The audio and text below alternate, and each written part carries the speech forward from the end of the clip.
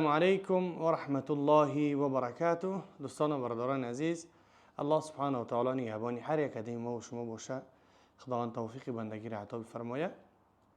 بسیاری می نویسند در بابت بگیم بیماری جینی الله سبحانه و تعالی نگهبانتون باشه. ما در دبی بودیم، برای نمیدونیم که فردا چیکار میکنیم. الله میفرماید که و ما تدری نفس ماذا تکسب غدا. شما نمیدونید که فردا چیکار میکنین و با چی کارها مشغول هستین. راستی شما طرف ازبکستان خواستیم بخیزیم بریم طرف ازبکستان کم کار داشتیم، لیک قزاقستان آمدیم. این حال در شهر استانه قرار داریم. این رقم ها رو یک ان شاء الله برادر بسیار مراجعت میکردن استانه. لیک بگیم یک برادر تکلیف کرد خیسیم ایس آمدیم، بگیم اس کار داشتیم، خدا هم خیش کرد که بگیم بردیم ایس آمدیم.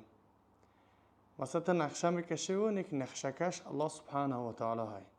این حال ما در شهر استانه یعنی قزاقستان شاید کی سه چهار دیجا بمونیم، شاید نمیدونیم که پگاه چی کار میشه و با چی کارها مشغول هستیم.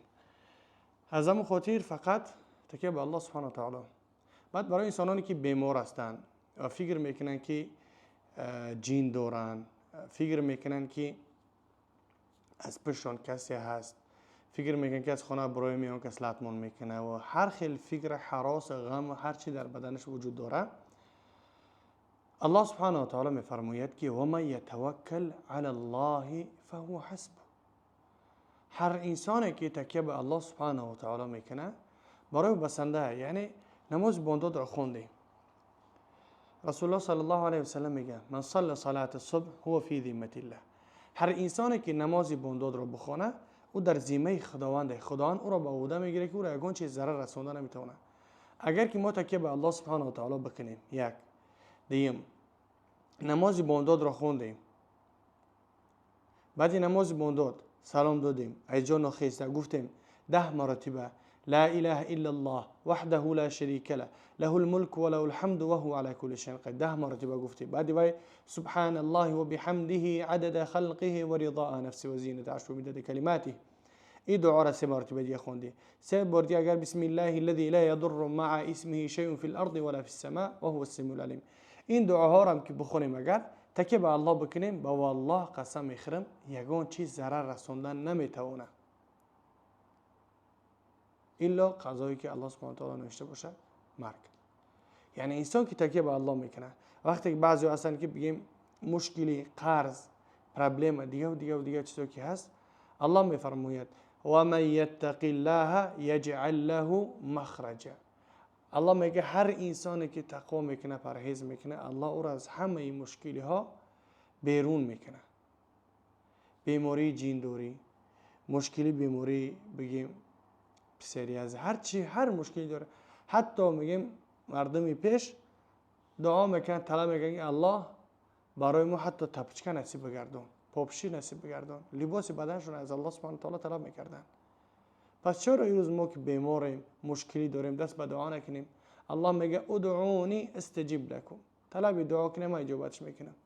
هر مشکلی که داریم از الله سبحانه و تعالی طلب کنیم.